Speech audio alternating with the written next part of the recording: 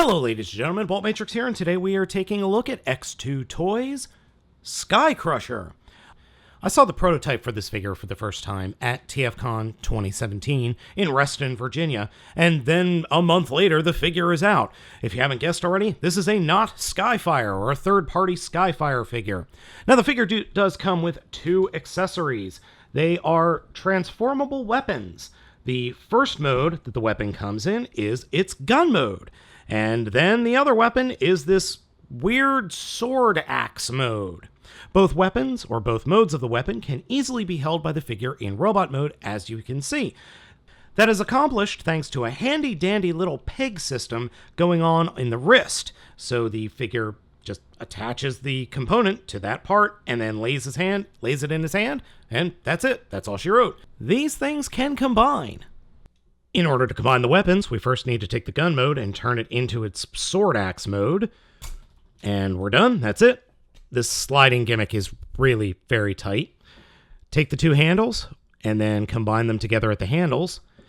And then we have these extra pieces, these white pieces. So what they do is they plug into one side or one weapon's white section at the very top.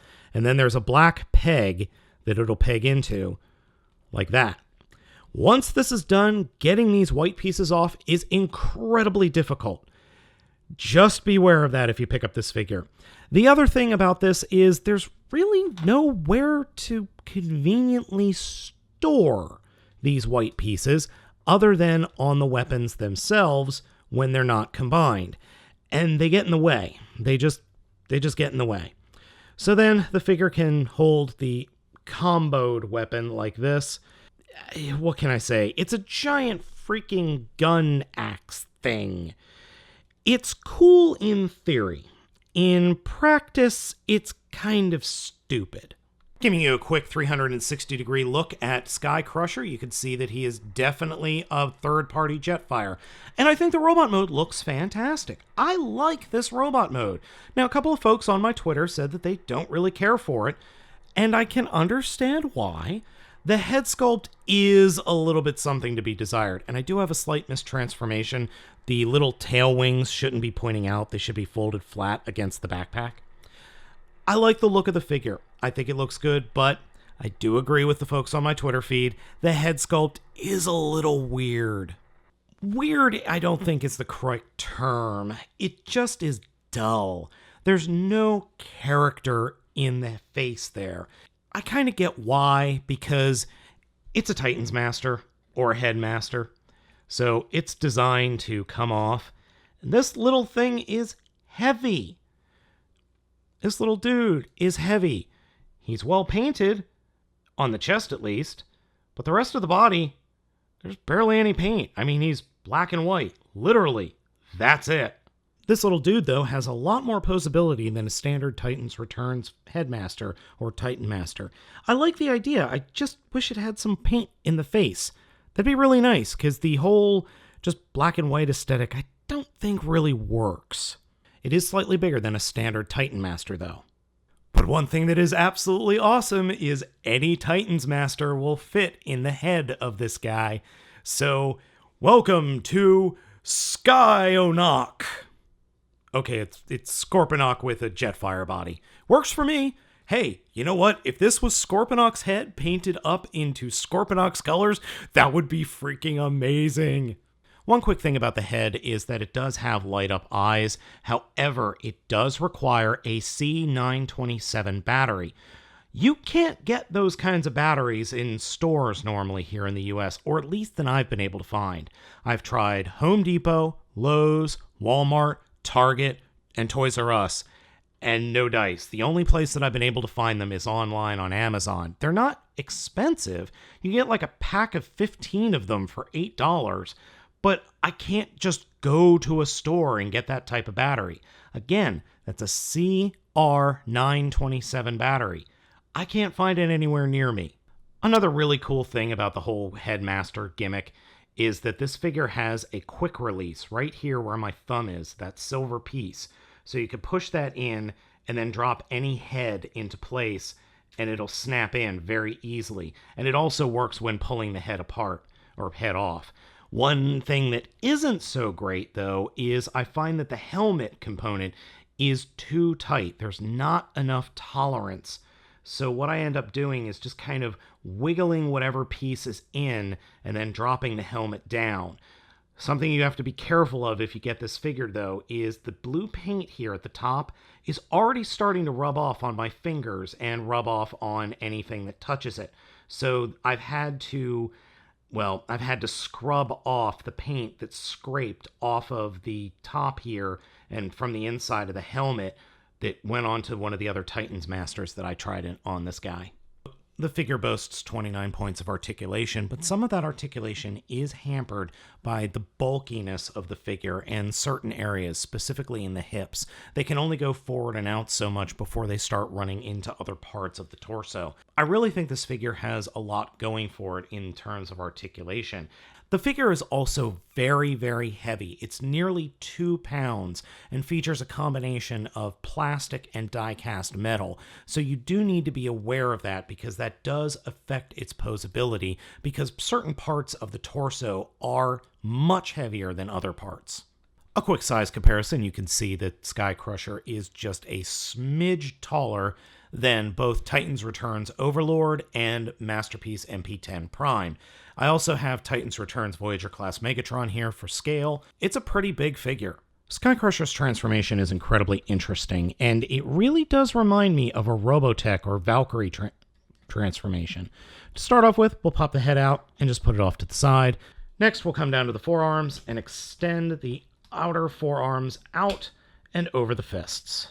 Extend the arms out to the side, come to the backpack, and pull the backpack away from the figure and fold it down along the back of the robot mode. Then come to the torso section, grab the entire torso, and pull it away from the body of the figure. Reach just on the outside of the pecs and flip out these sections here that will unpeg. Then we could grab the canopy and pull it down and away from the figure, thus giving us enough room to flip the entire front section all the way up like that. Next, come to the sides of the canopy and flip out these sections that will fold together and become the front. Flip them out until they can't move, then push them up along these pegs, and then slide them up and combine them.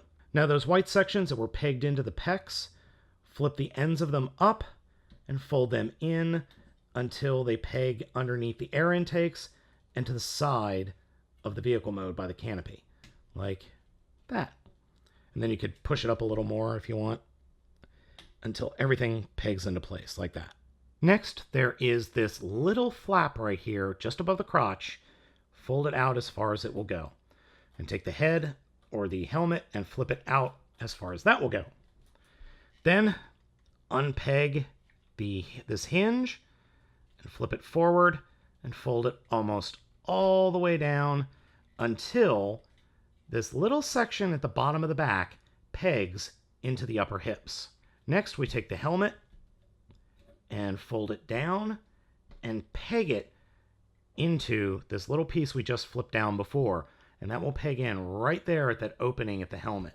Next, we'll come down to the feet, take the toes, fold them up into the heels like this, and then fold the heels down, and that will fold the front of the toes into the shins. Then these little red pieces on the outside of the feet or of the legs, unpeg them and fold them back. Next, for the knee section. The knee section unpegs and then folds down into the leg through the back, and then that back section folds up into the bottom of the leg, like that.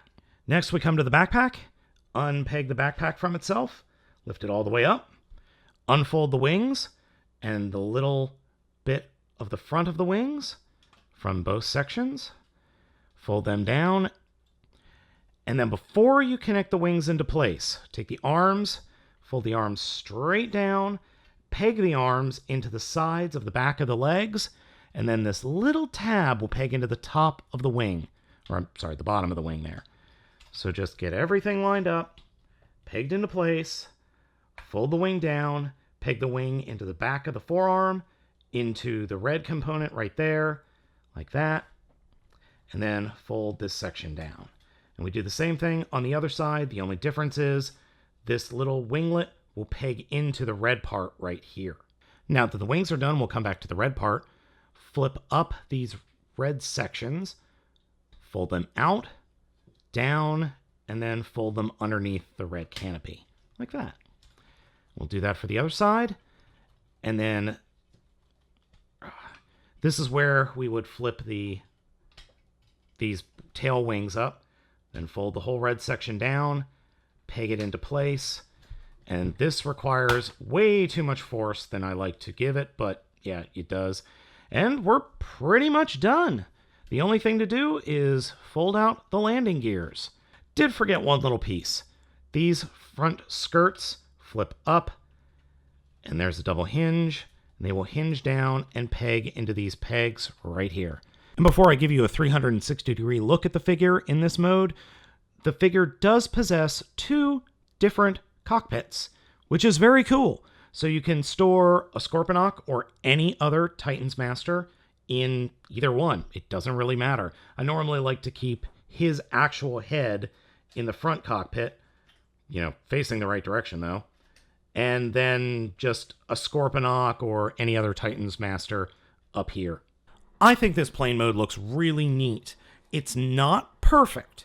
I would have liked them to hide the fists, but it really does remind me of the Generation 1 Skyfire, or Jetfire, or whatever you want to call him. Specifically his animation model. Now, this isn't as accurate as, say, Fan Toys Phoenix, but it's good. For $100, this figure is really, really good.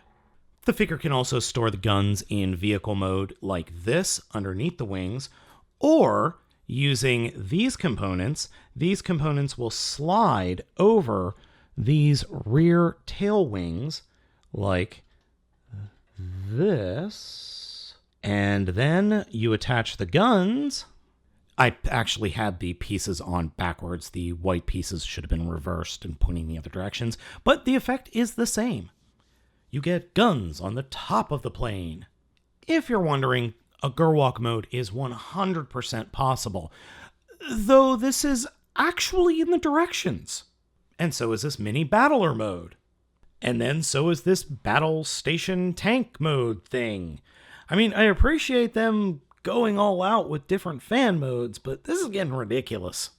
X2Toys also included this little model kit of something called a reserved soldier. It's not actually a headmaster, but it can fit in the second cockpit that is in the vehicle mode. I really don't know what to make of this because I haven't bothered putting it together yet, but it is a cool addition. I like it, but I don't think it's necessary because I have, well, this is just me talking, but I have a lot of Titans Returns figures that can work with this guy. Sky Crusher by X2Toys is great. I love this figure. As my first third-party Jetfire, I am pleasantly surprised.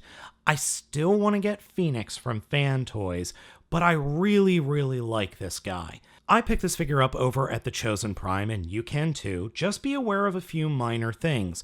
One, the paint, blue paint here and the red paint here on the front skirts is rubbing off a little bit. That's the biggest issue I have with the figure. Overall, though, it's a top quality figure. It's heavy. It's got a fun transformation. It's got a couple of interesting modes that the designers included by themselves in the directions. And it's just neat. It's a really great figure. I would love to see this repainted and then given another head, maybe a Soundwave or a Scorponok or a Starscream head. That would be really cool. And repainted in different colors. That would be awesome. Is this worthy of being in your collection? Yes, I think so. I think you guys should pick it up if you can. So gang, thank you for watching this video review. If you liked this video, give me a thumbs up. If you loved it, hit that subscribe button. As always, I'm Baltmatrix, and I will catch you next time.